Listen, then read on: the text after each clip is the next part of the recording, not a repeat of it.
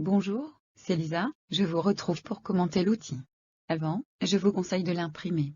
Puis, suivre mon commentaire, avec le document sous les yeux. Vous êtes prêts? Je commence. Ce document comporte deux parties. La position du problème, c'est la partie haute du document. La construction du problème, c'est le losange élaboré par Michel Fabre. Pour positionner un problème, il faut deux paramètres. D'abord un cadre, c'est la partie située en haut, à gauche. On y retrouve l'idée générale de l'enseignant, ce qu'il veut faire. Pour confirmer cette idée, elle doit correspondre à une tâche professionnelle, puis à une compétence. Ensuite, la position du problème dépend de la situation déclenchante.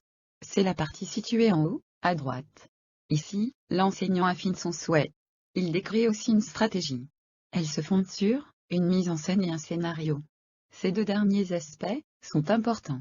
Ils font le lien avec la mise en mots du problème. C'est une phrase adressée à l'élève, présentée sous la forme d'une question ouverte. En aucun cas, il s'agit d'une question qui doit vérifier un savoir. Faire cela, c'est une erreur. En effet, cela renvoie l'élève dans un quotidien qu'il connaît trop bien. Pour conclure, on peut remarquer une chose intéressante, le cadre, c'est le volet pédagogique. La situation déclenchante, c'est la didactique. J'en termine avec mes explications concernant la première partie. J'espère qu'elles étaient claires. Merci pour m'avoir écouté jusque-là, Lisa.